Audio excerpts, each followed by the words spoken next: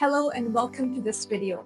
If you're a Desi like me, prepping for the IELTS test, the preparation of the listening part can feel super intimidating. The fast and tricky British accent, confusing questions, and the audio, it plays just once. So you've got to catch everything the first time. But don't stress. In this video, I'm breaking it all down the easy way. Simple tips, real strategies, and a Desi-friendly approach to help you score that 7+ band without the panic. Let's get into it. It's a 30 minutes test with 4 sections and you'll hear 4 different types of recordings. There will be everyday conversations, academic lectures, and even customer service calls. Here's the twist. You'll only hear each recording once. No rewinds, no replays. And the test checks more than just whether you heard the words. It tests if you can understand meaning, catch information, and even spot the speaker's opinion or attitude. Think of it like real life, whether you're talking to someone at a university or calling customer service. You need to understand what's said and how it's being said. So this test is designed to see if you're ready for everyday life and academic life in an English-speaking country. So let's break down the test format. There are 4 sections and each one is a little different. Here's the lowdown. You'll hear a conversation between 2 people. Imagine something like booking a ticket or asking for directions. It's pretty straightforward. This one is just one person talking. They could be giving instructions or explaining something, like a tour guide telling you about a museum. This section is like a group chat. You'll listen to a conversation between multiple people, maybe a student discussion with a professor or a group project. Finally, you'll hear a lecture where one person talks about an academic topic. This one's a bit more formal. These recordings help you experience how English is actually used in everyday situations. You'll hear everything from casual conversations to more formal discussions, preparing you for real-life scenarios. So that's the basic structure of the IELTS listening test. 4 sections, 40 questions, 30 minutes of listening, 10 minutes for transferring the answers. In the next part, we'll explore what each section is like and how to handle them. There are 5 main types of questions you'll see in the IELTS listening exam.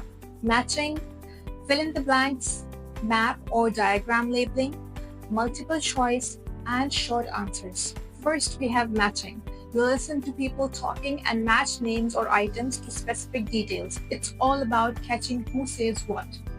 Now listen to this example. Professor Adams will talk about climate change. Dr. Lee will handle marine biology, and Ms. Grant will speak on animal behaviour. Next is fill in the blank.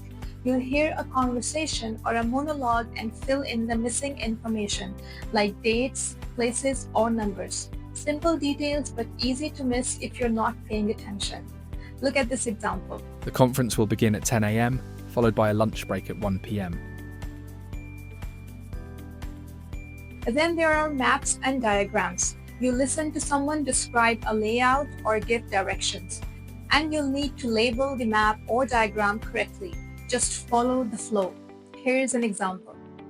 The art gallery is just off Crawley Road at point G.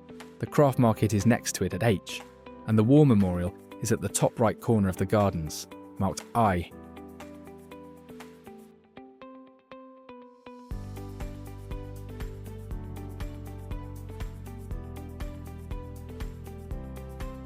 Multiple choice is exactly what it sounds like.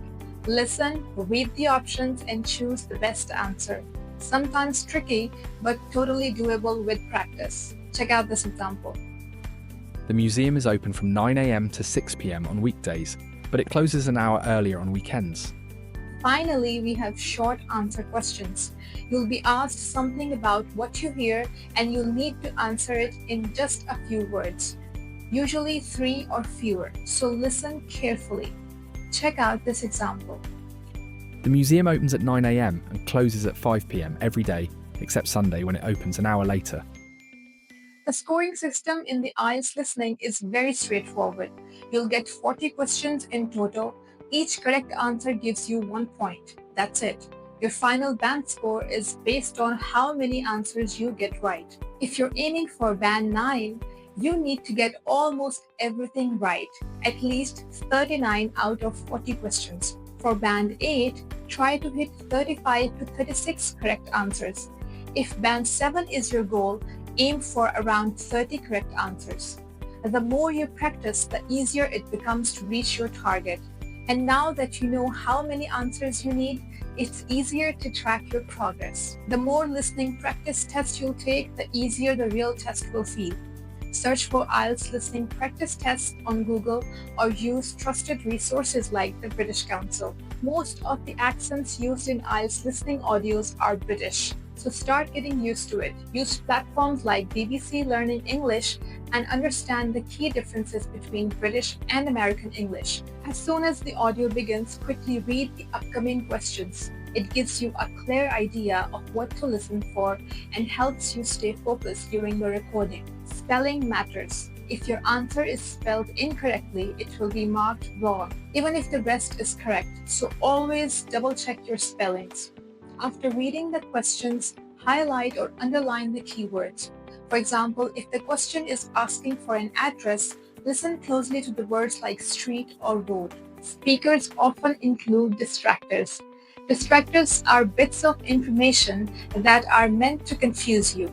Usually they'll say something and then correct themselves. So always focus on the final confirmed information.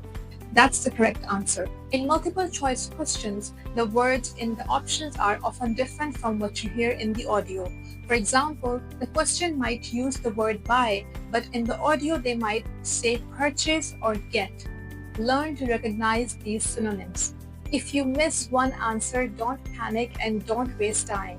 Just move on to the next question. You can always come back to it if you have time at the end.